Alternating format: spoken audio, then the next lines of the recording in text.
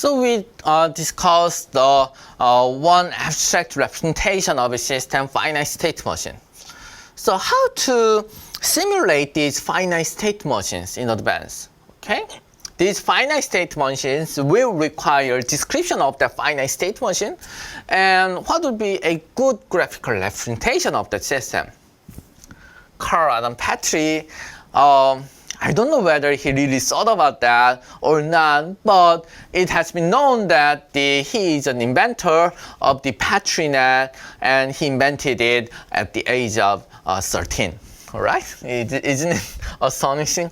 So, PetriNet, let's look into it. PetriNet is one of the mathematical modeling language for the description of the distributed system, particularly in the context of the discrete event model.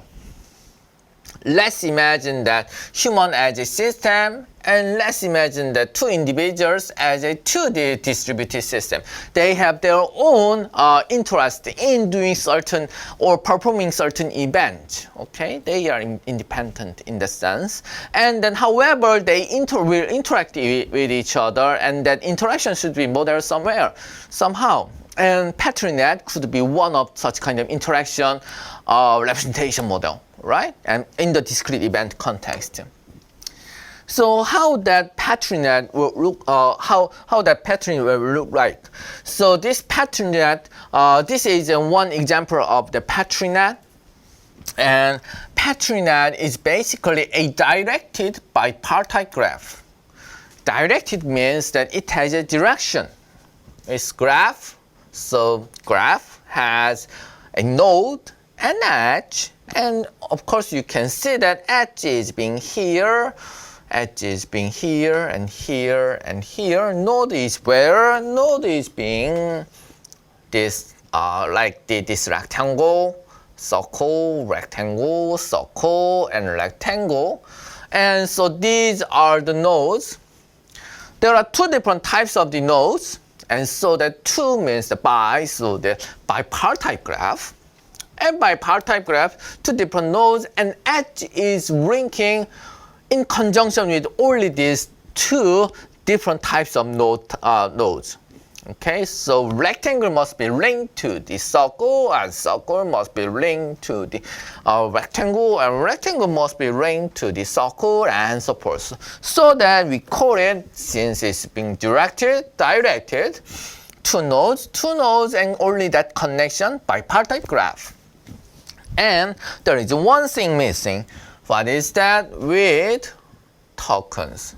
So that token is actually, if you execute this PetriNet model, you will see that small dots here, and small dots here, and small dots more, and somehow dots are moving like this, and so forth. So these are state transitions representation. We are going to discuss that kind of progress later. I will tell you how you can imitate such kind of trend or represent such transitions. Two types of nodes. This circular thing is being called places, and this rectangular thing node is being called transitions. Okay, transitions, and not the state, but the places. Is it the same? No, it's not. Actually, those token placement over the places are the states of one system. Okay, so that you shouldn't be confused with the places and the states. Collectively, tokens and places will specify a certain state. Okay, these places are not the states, right? Okay. Having said that, we have two different types of nodes, and the links here, links, arc between the transition and places. Since this is natural, because we called it as a bipartite graph, so that transition and place are being linked together, okay, across the node types. And I said tokens, dots, as I said, dots are moving in between the places, and dots are located at the places, and number of required dots for a transition is specified in the arcs. There is no specification in here, then usually that is being considered requiring one dot. Okay, so here this number 1 will specify how many dots in this place will be required to fire this transition. And this 1 will say that firing this transition will place how many dots on these places. Okay, so that's the notation. Okay, I can see the transition because transition rectangular. Where are the states? The transition is it the state transition? Yes, it is. And states are being collectively represented, as I said earlier, by the places and tokens. We're going to discuss that later. So this slide will re-explain the notations of the Petri net. So this is the entire structure of the Petri net, and we are going to discuss this in the offline session. And this will represent the emergency room or hospital operations, and hospital operations, how many patients are coming in and how they are being dealt by nurses and doctors and being treated and going out. Okay, so that is being modeled by the Petri net. And in a simple term, like this is like a queuing system and the server system and so forth. So first, as I discussed earlier, place seem to show that either state of the people or treatment. Okay, so where people are, and placing dots on these places will show you how many people are in that a particular state. So, and transition will transit token from one place to another, and that will change the part of this state, so that how many people are in a needing treatment, and then after being treated and so forth. So that transition will moving dots. And that dot, and that transition and places are being linked. Okay, so here it is saying that we are going to bring one patient out of the waiting room and place it under a certain area for the treatment. Okay, so that in together by linking place and transition and another place, we can represent such kind of advancement of the patient, and that is being called arc. And dots are, for example, here is a healthy people, number of healthy people, and that transition is getting ill, and that will move one dot out of healthy population to the ill population, and moving one dot, one token, and place one token here, so that this token is representing in this context like the how many people are being healthy. And finally, here, these arcs have numbers. And these numbers will tell you how many tokens will be required to execute this transition, these transitions, right?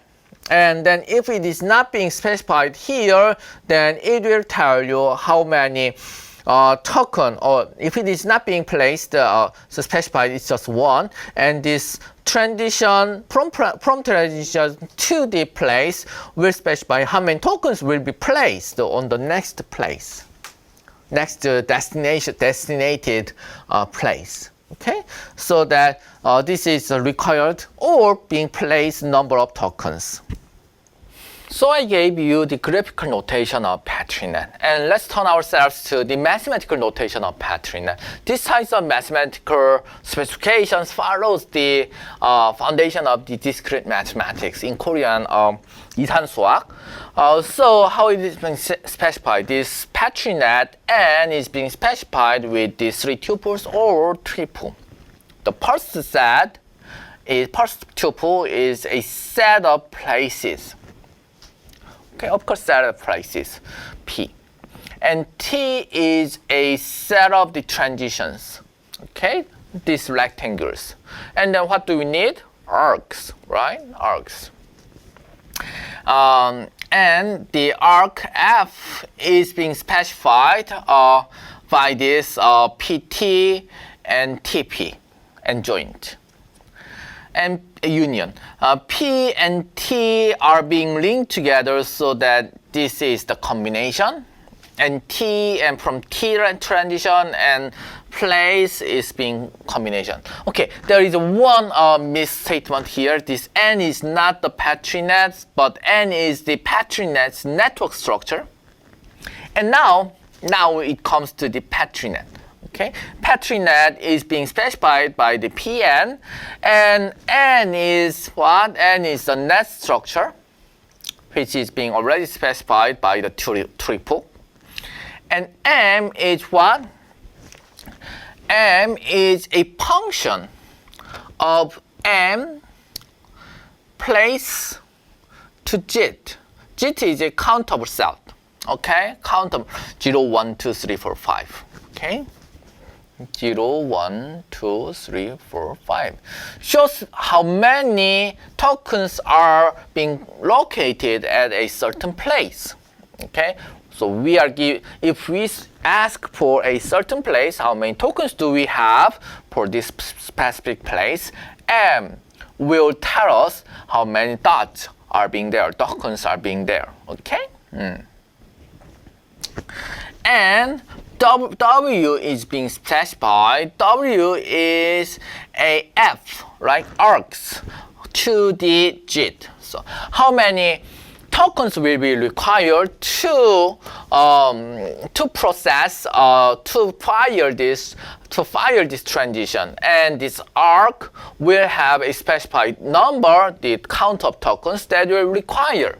So here 1 means that 1 token will be required to fire this transition. Okay?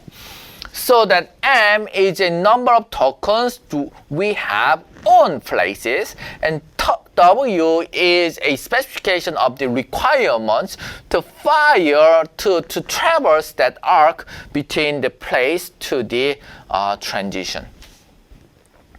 So these are being formal representations. These are well-set, well-founded mathematical representation of a system, and we are going to call them as what? Formalism. Okay, 형식론, formalism. And Petri net has its own formalism to represent the Petri net system. Okay. Can you specify these graphical notations with this Pn? Yes, we can. First, network structure, 3 places and 1 transition, and the arcs are being specified by P, T, F, and and together will form N here. And 2 token, and 0 token on places will be represented by M. And W will specify 2 tokens needed, 1 token is needed. We'll place 2 tokens here, and the W will be specifying such kind of requirement, so that Pn will be the complete representation of these graphical notations and can represent this as well and can represent this as well.